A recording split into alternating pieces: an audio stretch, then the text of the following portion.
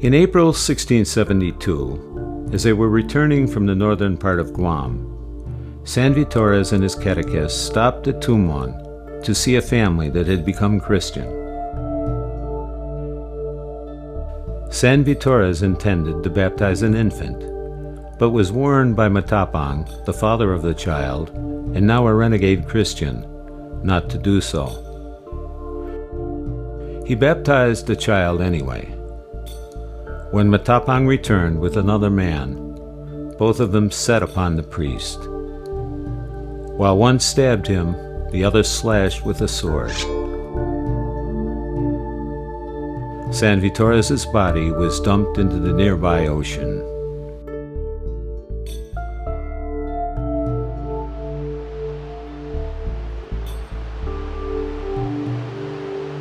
So every year, in his anniversary, the Tumon water there turns red.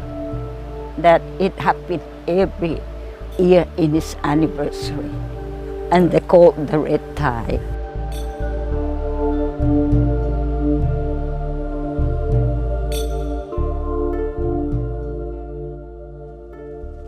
For the next 12 years, there was intermittent violence in the archipelago. Other priests and mission helpers and soldiers were killed. Each new attack was answered by a military expedition that resulted in houses burned, canoes destroyed, and a few Chamorros left dead. There was one man, Jose Quiroga, who was 3 times the governor of Guam, and he was the General Patton of Guam. He, with a vengeance, went after the Chamorros and killed them.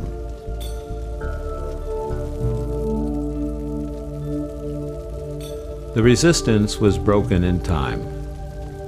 People on Guam were resettled in a half-dozen pueblos or villages. Gradually, the people from the northern islands were brought down to Guam and Rota, where they too were resettled.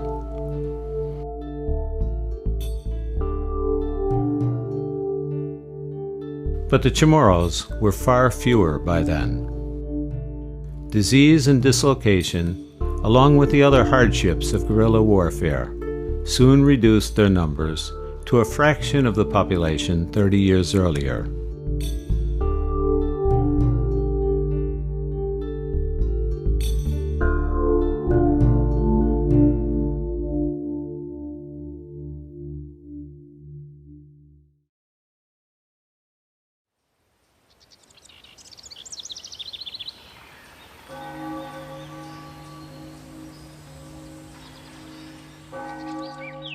By 1700, the entire population of the Marianas was living in the new towns, within earshot of the church bells, which marked the parts of the day, just as they did the seasons of the year. Angelus bells 3 times a day. The bells to signal the beginning of daily Mass. The slow tolling of the 9 bells for the De Profundis at the death of a villager.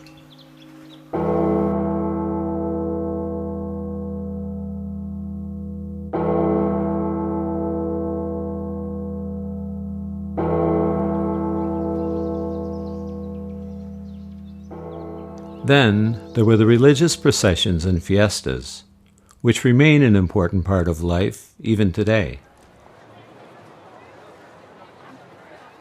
And this was the culture that we had here, dominated by the church and the calendar of the church.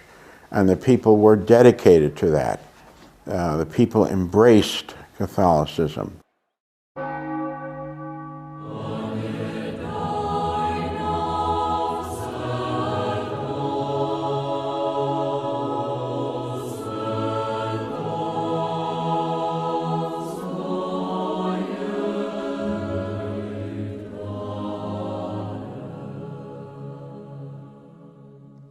The island had not changed much when the French naval captain Dumont d'Urville stopped there in 1828. Guam was a real contrast with other islands in the Pacific. Church steeples, crosses planted on cliffs, houses that resemble the poorer quarters of Manila, and the old Catholic atmosphere recalled old familiar memories.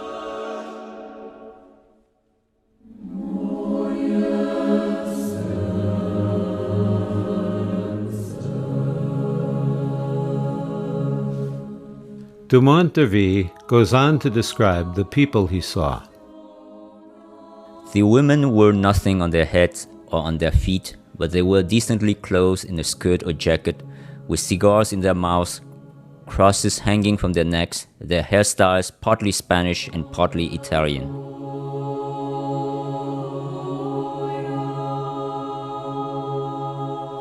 The types of people were interesting to observe.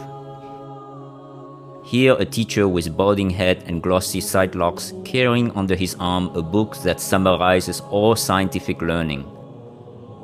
There an islander caressing his favorite fighting cock, his fortune and his joy. Again the master of the house, the brave hunter of deer with his bare chest, his white blue pants and his knife at his side. Such were the scenes I saw as I came upon the village.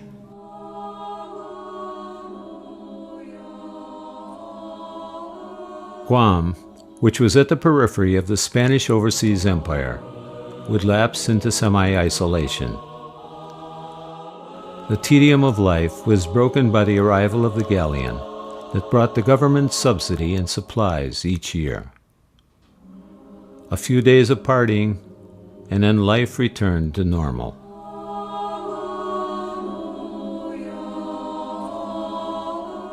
Now and then, a canoe load or two of Carolinians put into Guam to trade for iron, that wondrous material that could be used for fashioning fishhooks, adzes, and other tools.